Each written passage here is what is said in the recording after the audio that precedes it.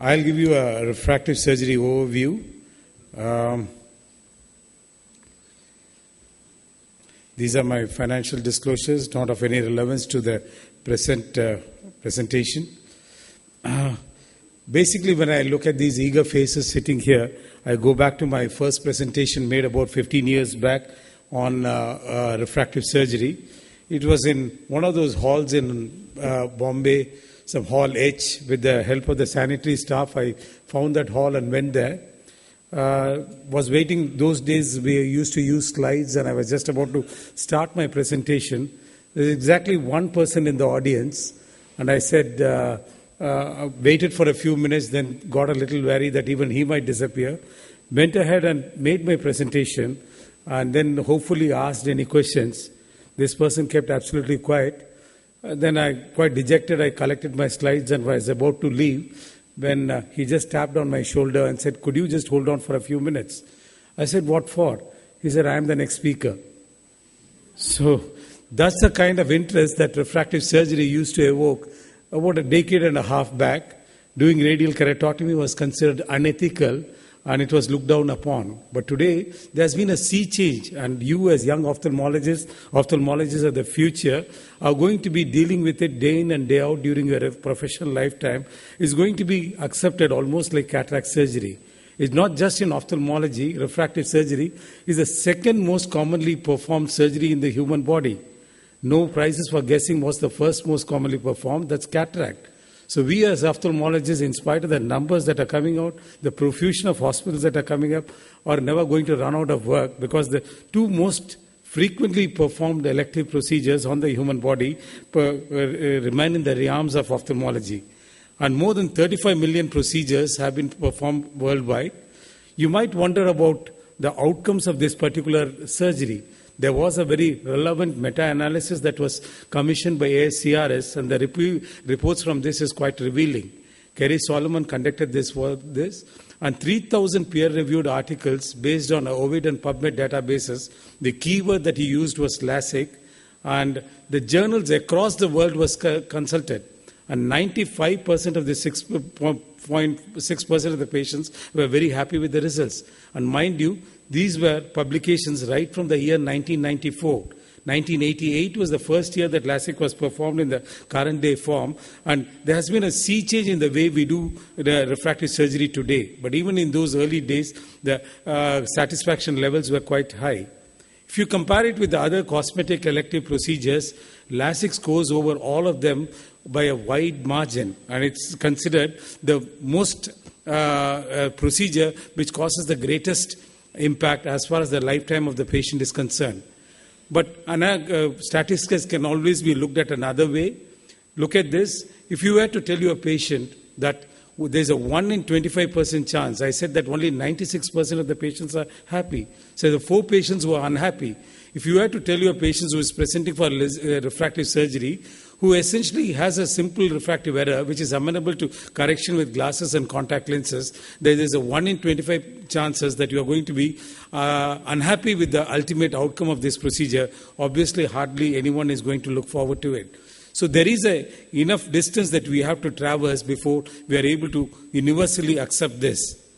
When we started with refractive surgery, this was a single procedure specialty. Initially, it was all PRK. Then subsequently, the surface ablation, I'll be dealing with it. Then it was LASIK. And today we have a gamut of procedures that can be offered to these patients. And essentially, you have to pick and choose what best suits these patients. In the next few minutes, it will be my endeavor to give you a bird's eye view of what the current day technology as far as these procedures are concerned, are the way they are done, the complications, and maybe what would be the way forward. Let me start off with LASIK, which is essentially, in spite of all those multifarious options that are available, still world over, 90% of the procedures is LASIK. LASIK is essentially something that we do bilaterally, and this is a simple procedure. It just takes about 8 to 10 minutes for doing it in both eyes.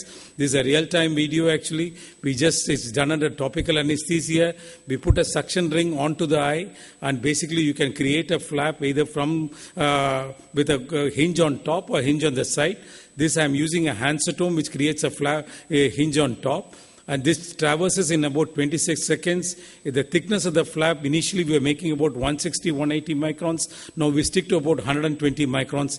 Lift up the flap, use the submicron accuracy of the excimer laser to reprofile the corneal surface to correct the refractive error that's pre-existent.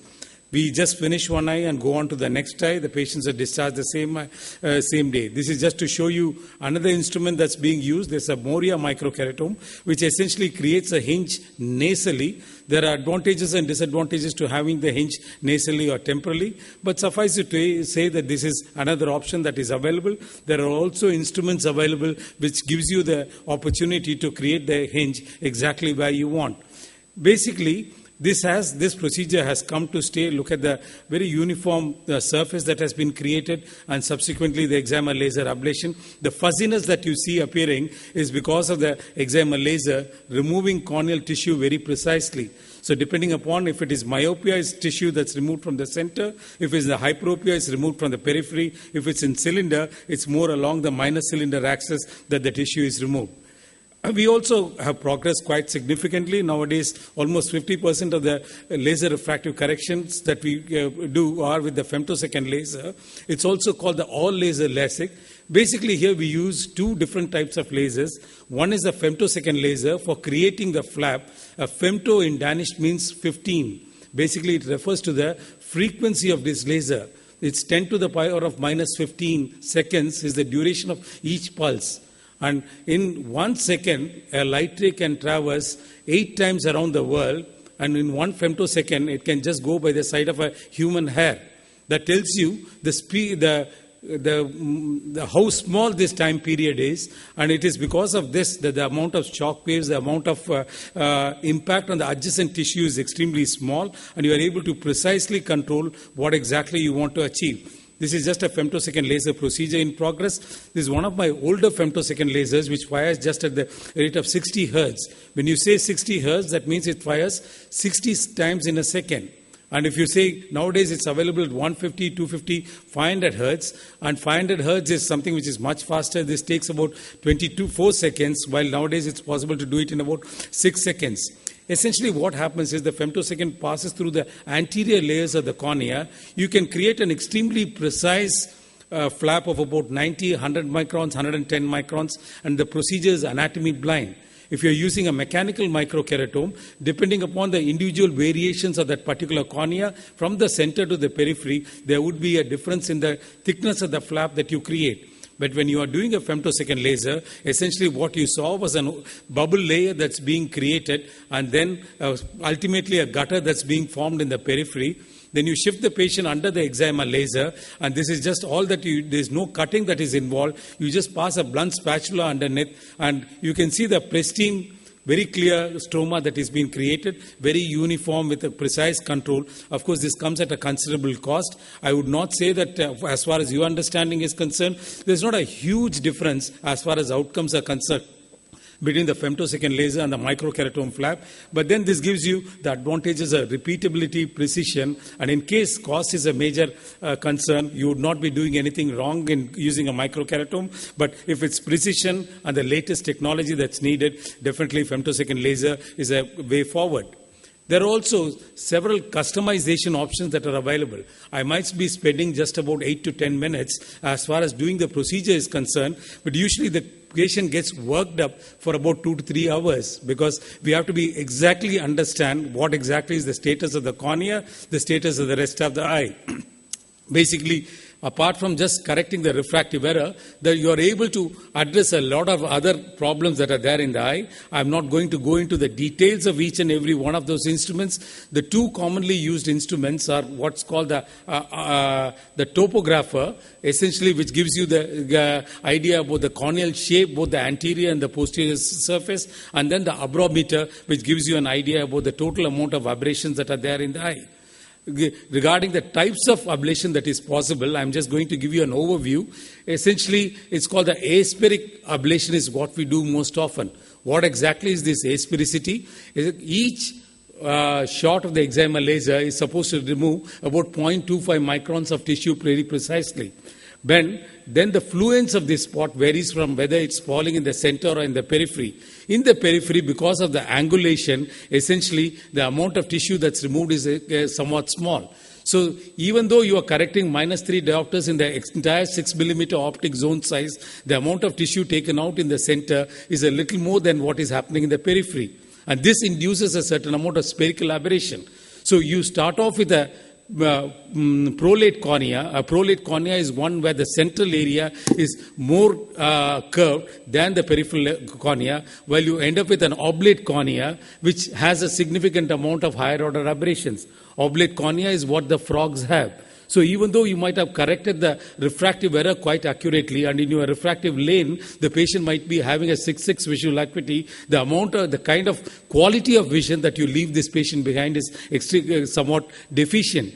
So the wavefront optimized treatment somewhat tries to address that by precisely removing tissue in this particular area, by concentrating a little more shots in this area, so that the kind of the amount of tissue that's removed and the profile of the treatment is exactly the same, whether it's in the center or the periphery, and the amount of spherical aberration induced is much smaller.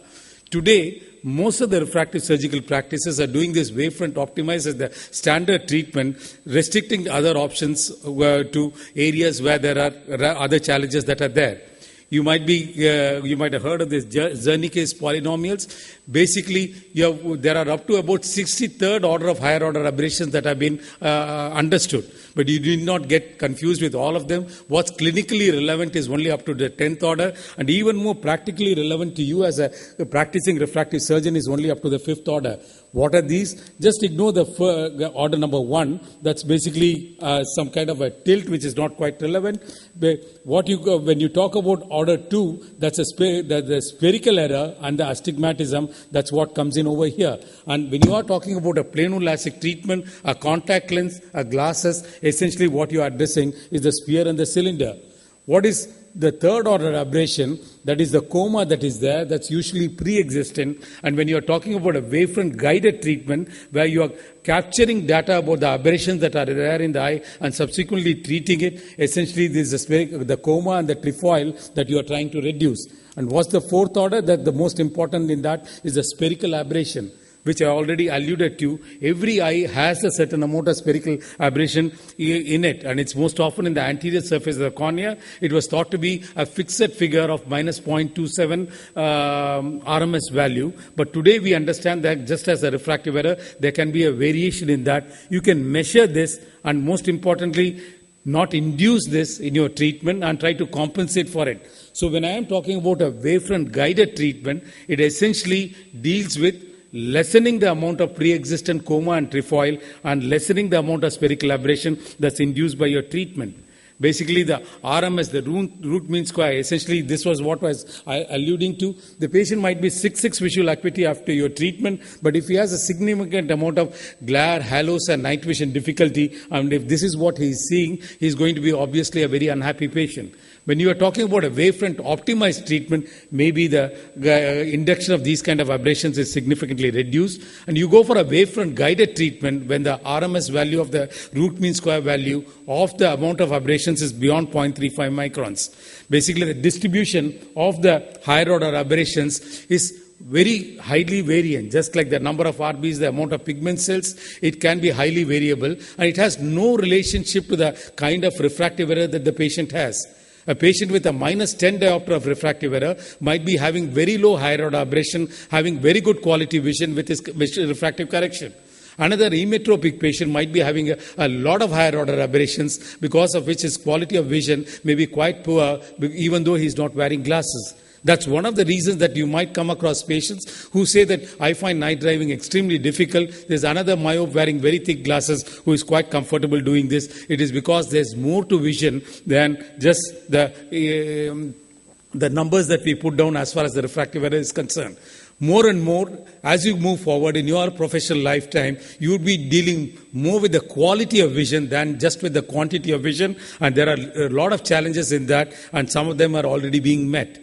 As far as the corneal surface itself is concerned, this can be quite irregular. You can have some of the earlier treatments, because we wanted to use less amount of tissue. When I started off with LASIK in 1997, we used to use a 4 millimeter optic zone.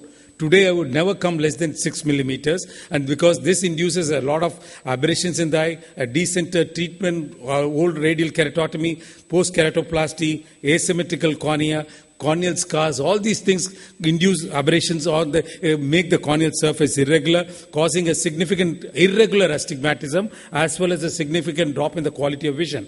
For these eyes, what we do is what's called a topo-guided treatment. You find an example over here. This is a cornea which is quite steep over here, somewhat flat over here. This is the profile of the treatment that I have done, where I am taking off tissue over here and not taking off any tissue over here. Basically here, the ablation pattern is decided upon by the kind of information that I get from on the corneal surface. So that I leave behind something like this. This is what I call an oblique bow tie, but the cornea is far more symmetrical. Here, when I talk about a topo-guided treatment, the idea is not to get rid of the refractive error, but essentially to make the cornea more uniform in shape, and subsequently, maybe a second treatment, if enough corneal tissue is available, you can take off the refractive error in a second treatment. So because of this, because of the regularization of the cornea that happens over here, this patient's quality of vision is going to significantly improve, even though he or she might require a refractive correction outside. So essentially, after this, if necessary, we can do a wavefront guided treatment. I mentioned about surface ablation. That's essentially what's done on the corneal surface. Now, today we understand that the corneal hysteresis is an extremely important factor, and whenever you do a laser refractive correction, whether it's on the surface or with the flap, there is enough amount of deformability of the cornea that's induced, which promotes the concept, which induces the keratectasia. Basically, even though LASIK in its present form was practiced since 1988, it was only almost in 2002 that the term iatrogenic keratectasia was coined. This is definitely a major bugbear, in the sense the cornea becomes unstable, starts protruding forward. There's induction of refractive error, as well as quality of vision goes down. So in these cases, we do not create a flap whenever there is a suspect cornea. When the corneal thickness is between 450 to 500 microns, then we do not create a flap, but essentially do what's called a surface ablation, where we just scrape off the epithelium and go ahead and do the treatment. And these are some of the options of doing this. Essentially, here I'm using an epikeratome, a very precise instrument which just peels off the epithelium. Over here, I'm using the excimer laser itself, which at 50 microns thickness, just taking away the epithelium, which is about 50 microns. Over here, the alcohol is used at 20% concentration, poured in that bed, which loosens up the epithelium, which can be scraped off. And here, I'm just using a simple Bart Parker knife, a 15-blade knife, to remove the epithelium. Irrespective of the kind of procedure that's used, it has been documented the ultimate results are essentially the same. So subsequently, you place a pledget of mitomycin C at 0.02% concentration, usually in my case for about 30 seconds. It varies from 12 seconds to 2 minutes. Essentially, it's reduced. This is the effect of cytokines, reduces the amount of haze formation. This is a much more safer way of doing a laser refractive correction than creating a flap. But the main reason we do not do this is that, as a routine, is these patients are quite uncomfortable for 2 or 3 days. You need to place a contact lens, which is used usually for 3 days. After 3 days, then you have to put these patients on a significant amount of steroids for about a couple of months. And then there's also more chance of haze and regression that happens. Usually we limit this up to just about -6 diopters of myopia and up to about +2 or +3 diopters of hyperopia or astigmatism. Essentially, this is an important adjunct to the treatment with laser vision correction. And almost 10% of our laser vision corrections today are done using a surface ablation procedure. There's been a very important step forward as far as accuracy of treatment with the excimer lasers is concerned. That's the concept of eye tracking, which has been taken essentially much from the space research. Basically, there's 2 steps to laser vision correction. One is acquisition of data, which might be just your simple refraction, your corneal topography, your aberrometry. And then this is transposed onto the corneal surface using your excimer laser. So if the data that is acquired is not what is exactly treated on the cornea, in spite of the precision of the equipment, the accuracy of the equipment, the speed of your lasers, obviously the results are going to be suboptimal. So essentially, just to ensure that what you treat is what you acquire, this eye tracking is necessary. So there are different stages of eye tracking, where one is called the passive eye tracking, where if the the eyeball moves in any direction beyond 1.5 millimeter, the laser just stops. And then subsequently, you can reposition the patient's eye and go ahead with the treatment. Then you have infrared eye tracking, where there are infrared transposers which are concentrating on the eye, acquiring data, sending on to transponders in the eye, which depending upon the saccadic movements of the eye, essentially moves the mirrors of the laser delivery system so as to follow the movements. Iris recognition is a very important concept that has been introduced. It has been estimated that 1 in 5 individuals might have exactly the same kind of thumbprint across the world. So don't be surprised if you come across a person who has the same kind of thumbprint as you. But it takes about 10 to the power of 23 individuals to have the same kind of iris pattern. So even the two eyes of the same patient doesn't have the same kind of iris pattern, and this is a concept that is used to essentially follow the movements of the eye. Dynamic rotational eye tracking is again when you have acquired data and subsequently on the fly, the movements of the eye is being followed. This is just an exaggeration of what this eye tracking means, in spite of the fact that the patient might be appearing to be fixating very well on the light which he is supposed to see. Usually it's a red spot that is shining onto the patient's eye. This kind of minute saccadic movements, which may not be visible even to the surgeon, is constantly going on. It's essentially because of this eye tracking that the laser essentially follows this movements of the eye in a very precise manner, so that the excimer laser delivery and the removal of corneal tissue happens extremely well. I've been saying that I've been doing LASIK correction for about almost 15 years. But even today, if a lady with a -2 diopters walks into my clinic with an absolutely normal eye with a corneal thickness of 560 microns, ask me, forget about quality of vision, can you give me an assurance that -2 diopters will be completely gone? I don't even want a 0.25. There's no way I can give her that kind of assurance. It's simply because it's not a deficiency of the instrumentation, but it is because we have not understood the corneal biomechanics quite completely. For the same amount of excimer laser ablation, there are some corneas which treat completely, the refractive error disappears. There are some which have a small residual error left over.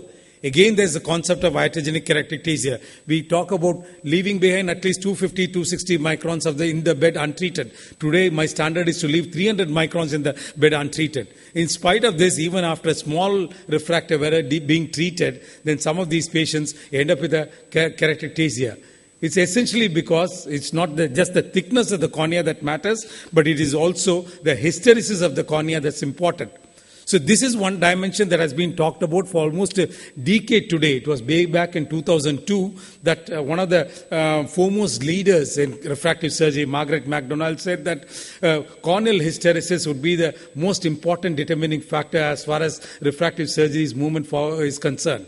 But even 12 years today from then, even today we have not understood this quite completely. We have an instrument called the ocular response analyzer, which gives us an idea about the corneal hysteresis. This also gives you an idea about the corneal compensated intraocular pressure, which is quite important when you are dealing with patients who have already undergone a prior refractive surgery. But the repeatability of these machines leaves much to be desired. Essentially, I want you to leave you behind with the thought that corneal biomechanics is an extremely important factor, and this is one of the reasons that we are not able to give absolute assurance as far as results are concerned.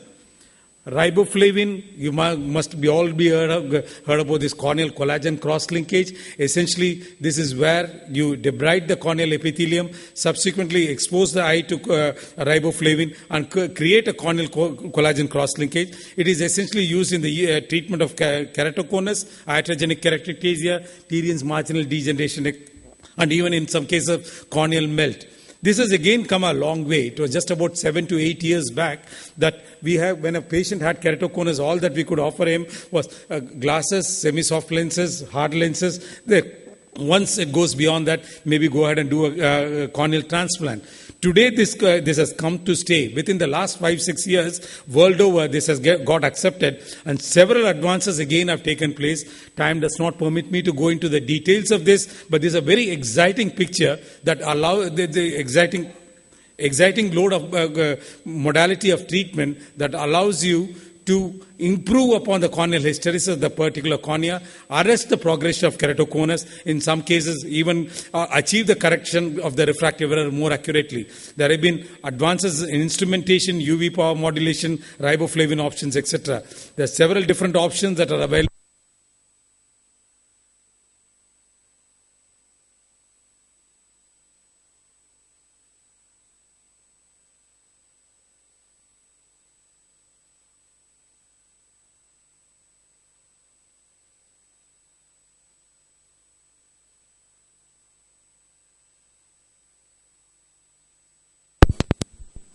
Yeah.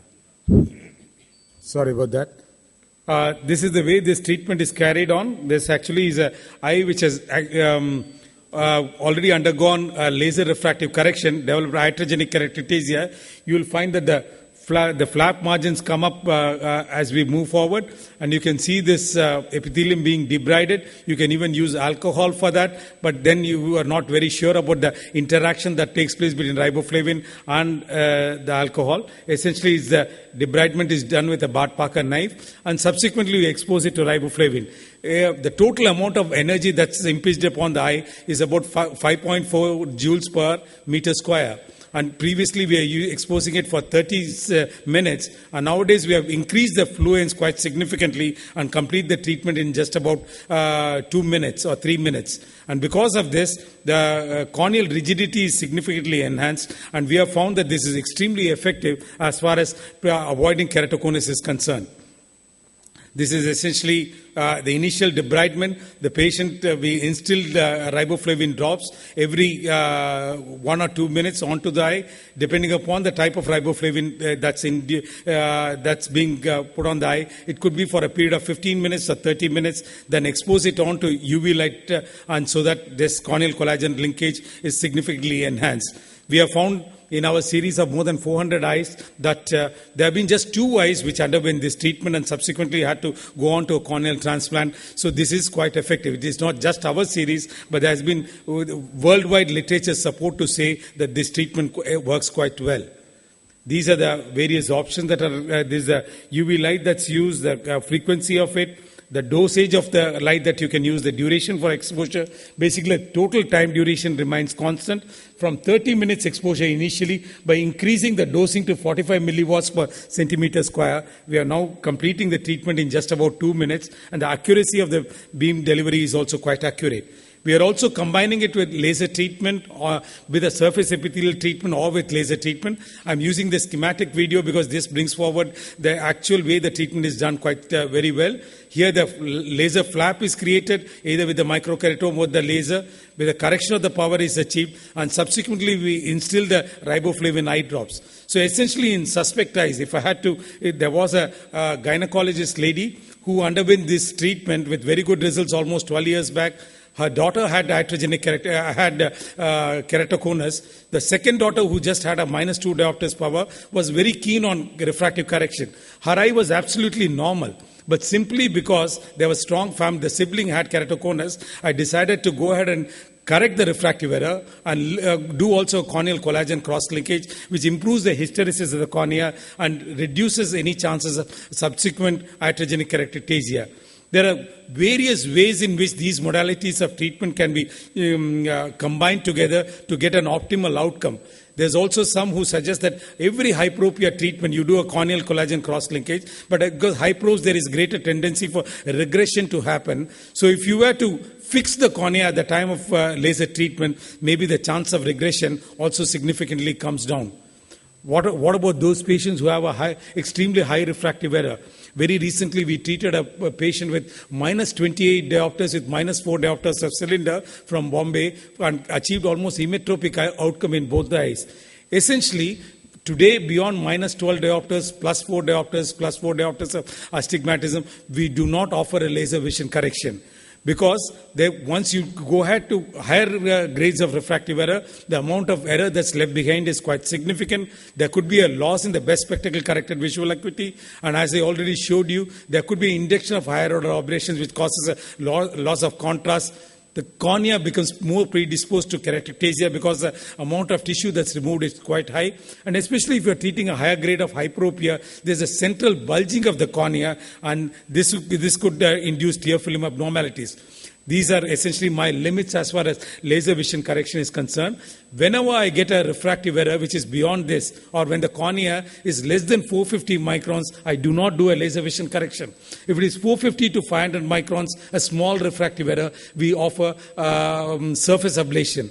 And if it is beyond that, then we go ahead to what is called a phakic intraocular lens. How is this difference? Basically, you're all familiar with intraocular lens, where the natural lens is removed and you implant a lens for correcting cataract. Here, essentially, the natural lens is retained, and you are putting a lens essentially to correct extremes of refractive error. There are different types of lenses that are available, but what's most widely used today is what's called this ICL, implantable contact lens, which is essentially made up of collamer material, and which is just about 50 microns in thickness in the center, about 600 microns in the periphery. That's the lens being loaded on, which is essentially has to be very precise, done very precisely. Under topical anesthesia, this procedure is done. This is an intraocular procedure. This is a toric ICL that I'm going to use. So it's a 5-degree clockwise rotation of the lens that has been recommended by the manufacturer. So that's the initial marking that I'm doing on the cornea. And you saw that the incisions that I make is at the 6 o'clock and the 12 o'clock meridian, not closer to the main incision. I'm seated temporally, and this is essentially a 2.2 millimeter blade I'm introducing. I need a 3 millimeter incision, so I'm slightly extending this incision on the sides. Then using just a methyl cellulose, and this is just injection of the ICL. This has to be injected the right way up. This comes both in spherical and the toric forms, up to about minus 18 diopters, up to about plus 10 diopters can be corrected. About 6 diopters of astigmatism can be corrected. Those are those small holes. These are the centraflow lenses that have been introduced, and you inject it into the anterior chamber. Subsequently, just tuck this under the iris, and it's a fairly simple procedure. And if it's a toric lens that you're using, you get a toric marking over here that tells you the axis or the steep axis of the particular lens, the flat axis of this particular lens, which is brought in orientation with the steep axis of the cornea that has been marked over here. The entire procedure just takes about 7 to 8 minutes. Because it's an intraocular procedure, we do not do it on the same day in both the eyes. Usually do it on one day, wait for 2 or 3 days, and then subsequently, or even a week's time, and then go ahead and do the second eye. We have found that with the introduction of this technology, the incidence of keratocontasia has significantly gone down, because extremes of refractive error, we do not offer laser vision correction any longer. That's the end of surgery. Just takes about 7 to 8 minutes for each eye. This is the kind of picture that you see on the slit lamp, and there's a kind of wall that should be there, and there's a separation from the back surface of the lens and the front surface of the natural lens. And this should be about 500 microns, almost the thickness of the cornea. If you achieve this by the right sizing the lens, incidence of cataract is extremely small. Bioptics is a term coined where you use a combination of these procedures. Like I mentioned about this patient with an extreme refractive error, about minus 28 with 4 diopters of astigmatism. We initially put in a lens inside the eye, debulked most of the refractive error, then subsequently did a procedure on the surface of the cornea to remove the refractive error. Again, whenever I do a multifocal intraocular lens for the residual error, 3 months later, free of cost, we offer this kind of a upgrade for these patients and an enhancement. Basically, I'm coming to the last few of my slides. This is essentially another procedure that's becoming more widely popular. This is implantation of an intracorneal ring segment. This is again a modality of treatment that's available for keratoconus patients, especially when the cones are somewhat decentered. That was a femtosecond laser that initially created a small plane of cleavage at about the 2/3 the thickness of the cornea. Then he used this simple dissector to open up that. And these are small segments of about 150 degrees each, PMMA segments that are introduced into the eye. This is a reversible procedure, but anytime these can be taken off. Once you introduce, there is a certain amount of flattening of the cone that happens in the center that significantly reduces the amount of refractive error, and that also centers the cone, pushes it to the center, and subsequently you could use even a toric ICL to correct the residual refractive error. Because of the availability of collagen cross-linkage, these procedures, combination of procedures, now I find the requirement for corneal transplantation in keratoconus cases has significantly dropped, and we reserve it only for such of those extreme cases where the cone is beyond 60 diopters, where the protrusion is beyond 60 diopters, or where the thickness of the cornea is less than 350 microns. This is the end of the procedure, and this is what you see on the post-operative pictures with the intracorneal segments in place. This is something which is being talked about only today. In India, it is yet to find a wide acceptance. This is where inlay has been placed in the eye. Basically, presbyopia is considered the last frontier as far as correction of refractive errors is concerned. And here, because of the small opening that is there, this is supposed to correct, placed in one eye, it's supposed to correct presbyopia also. I think I may not see this in my lifetime, but basically we may move on to refractive surgery. We may give up refractive surgery, but look at more at preventing refractive errors by occurring by molecular and gene therapy. Maybe that is a thing of the future. Who knows? One of you might be involved in putting these concepts forward. Thank you so much for your kind attention. Thank you very much, sir.